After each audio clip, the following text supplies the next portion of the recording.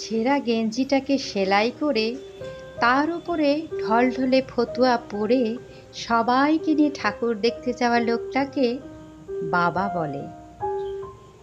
এক কৌটো গোবিন্দভোগ চাল আর সামান্য ঘি বাঁচিয়ে রেখে পুজোর মধ্যে একদিন পোলাও রান্না করা মহিলাকে মা বলে।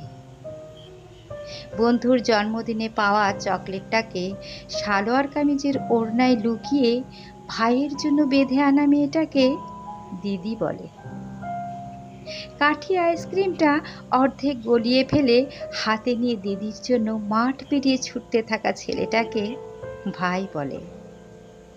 ফুলে ওঠা নতুন তাঁতের শাড়ি পরে দুটো ছোট ছোট ছেলে মেয়ের হাত ধরে বেরোনো ভাতে পঙ্গু বৃদ্ধাকে ঠাকুমা বলে।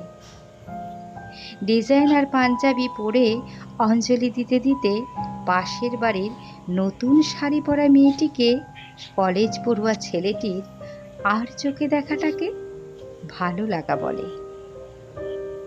টরন্টো, দুবাই থেকে ফিরে সবাই মিলে একজোট হয়ে অষ্টমীর রাতে স্কচের আসরে পাড়ার ইলেকট্রিশিয়ান বন্ধু হাবুকে নিমন্ত্রণ করাটাকে ছোটবেলার বন্ধুত্ব বলে।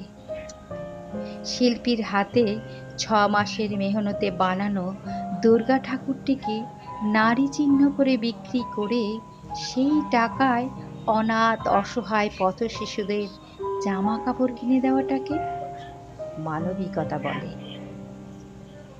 সপ্তমীর সকালে বউ ছেলে নিয়ে টানা গাড়িতে করে গ্রামের বাড়িতে হাজির হয়ে কাকা জ্যাঠাদের পা ছুঁয়ে প্রণাম করাকে, তাদের আশীর্বাদ নেওয়া মানুষগুলোকে পরিবার বলে।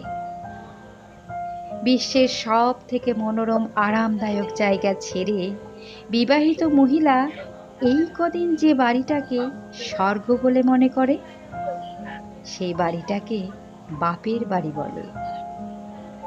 আর এই চিত্র গল্পগুলোকে একসাথে সাজিয়ে নিলে যেটা তৈরি হয়, বাঙালিরা এক কথায় তাকে দুর্গা পুজো বলে।